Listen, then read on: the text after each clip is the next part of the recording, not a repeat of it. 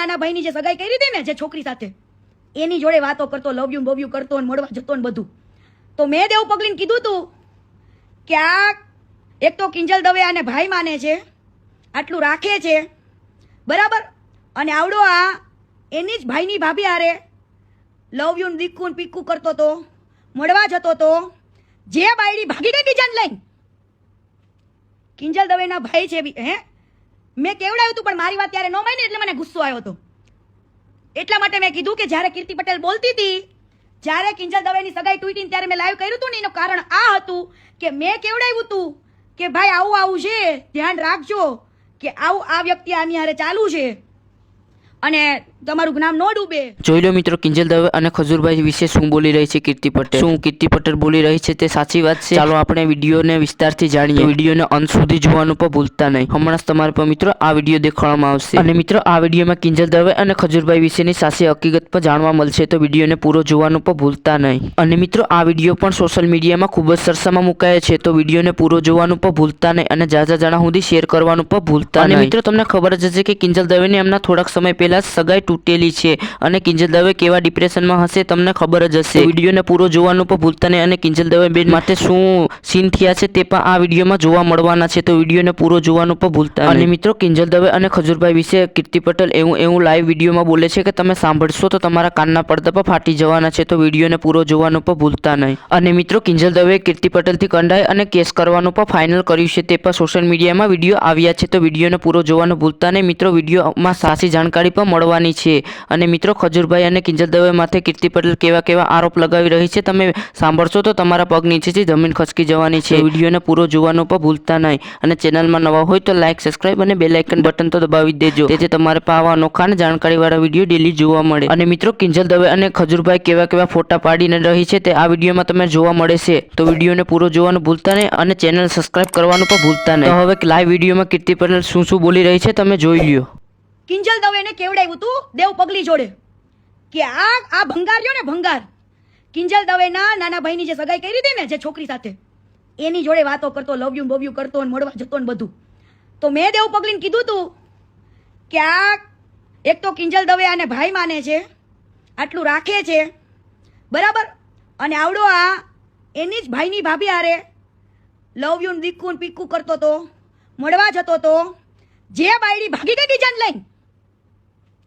કિંજલ દવેના ભાઈ છે હે, મેં કેવડાવ્યું હતું પણ મારી વાત ત્યારે ન માની એટલે મને ગુસ્સો આવ્યો હતો. એટલા માટે મેં કીધું કે જ્યારે કીર્તિ પટેલ બોલતી હતી, જ્યારે કિંજલ દવેની સગાઈ તૂટી ત્યારે મેં લાઈવ કર્યું હતું ને એનું કારણ આ હતું કે મેં કેવડાવ્યું હતું કે ભાઈ આવું આવું છે, ધ્યાન રાખજો કે આવું આ વ્યક્તિ આની હારે ચાલુ છે અને તમારું નામ ન ડૂબે. તો એ કદાચ દેવ પગલીએ કીધું હોય કે ન કીધું હોય મને ખબર નથી, પણ મેં કેવડાવ્યું હતું. પછી જ્યારે એના ભાઈની બાયડી બીજા હારે ભાગી ગઈ ને ત્યારે મેં કીધું તું કેમ ભાઈ, જ્યારે કીર્તિ પટેલ કહેતી ને ત્યારે કીર્તિ પટેલની વાત કોઈએ માયની નથી, કીર્તિ પટેલની વાત કોઈએ માયની નથી. કિંજલ દવે હારે મને કોઈ દી પ્રોબ્લેમ નથી, પણ પ્રોબ્લેમ કિંજલ દવે તમે માણસ ઓળખવામાં ભૂલ કરો છો ને, હે ન્યા પ્રોબ્લેમ છે. તમે એવા માણસોને ભાઈ કયો છો જેને તમારા ભાઈના ઘરમાં જ નજર નાખી હતી હે. અને સમજો ખોટી બોલતી હોય ને તો ઓલી કદાચ ભાગી ગઈ હોય ને કદાચ તમારો સંબંધ હોય કે ન હોય, પવન જીજુ હારે, પવન ભાઈ હારે સોરી, એમને પૂછી લેવું અને એ દીકરીનો કોન્ટેક્ટ કરવો અને પૂછવું કે આ ભંગાર આવા મેસેજીસ કરતો તો, મળવા જતો તો, આવું બધું પૂછી લેવું.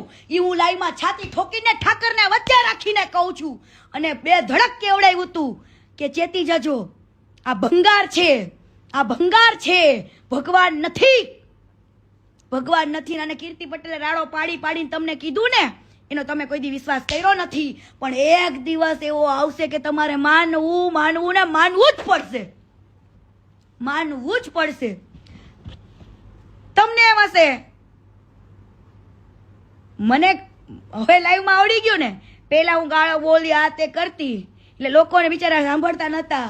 ફેમિલી સાથે મને ખબર પડી ગઈ કે જો કીર્તિ પટેલના શબ્દોમાં જેટલી તાકાત હોય ને તો કીર્તિ પટેલને ગાળ બોલવાની જરૂર નથી, ગાળ બોલવાની જરૂર નથી એને.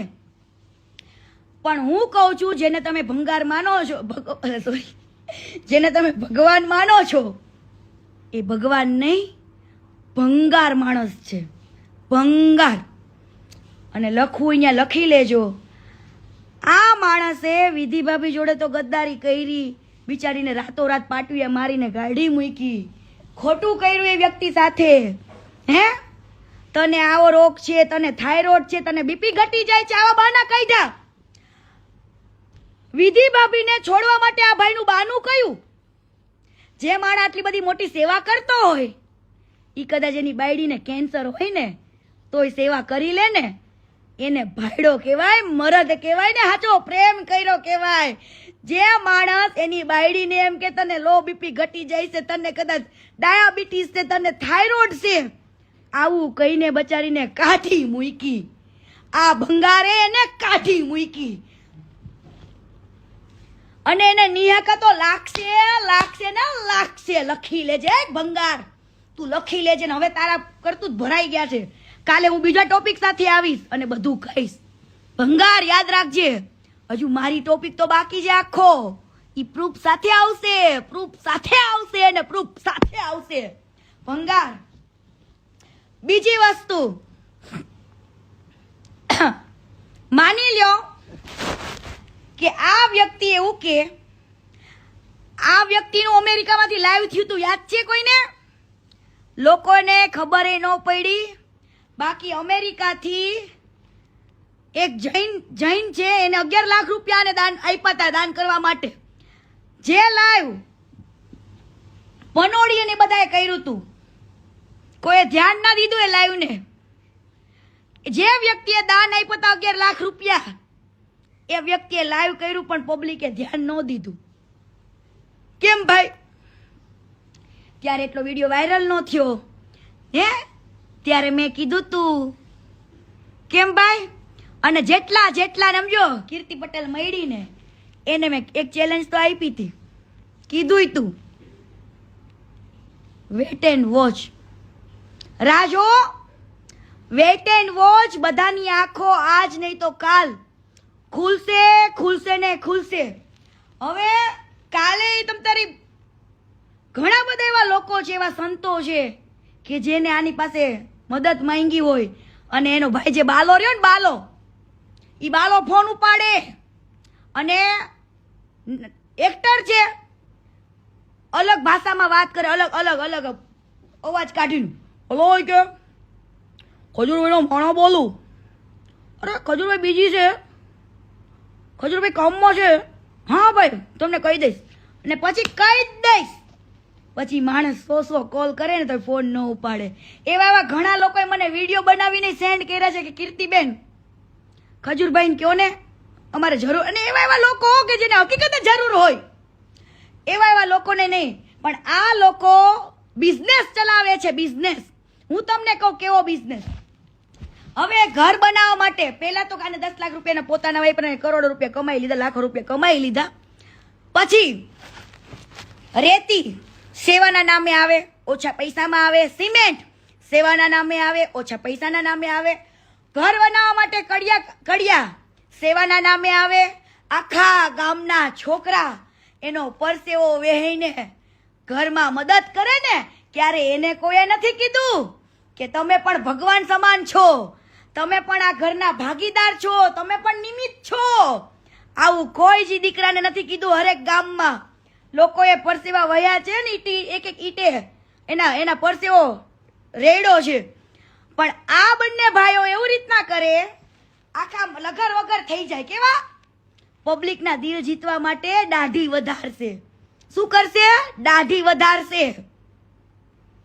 પબ્લિકના દિલ જીતવા માટે ઓનલી ફોર કેટલા દાડા દાઢી વધારશે, નામ કરશે. પણ તું પેટનો કેટલો મેલો છે તો કે, તે કેટલીક સ્ત્રીઓ જાણે ગદ્દારી કરી તો કે, તે કેટલીક સ્ત્રીઓને, કેટલી છોકરીઓને તારા કામમાં લેવા માટે કેટલી છોકરીઓ જોડે કોમ્પ્રોમાઇઝ કરાવડાવ્યા ઈ તો કે પેટ મેલા હાડા.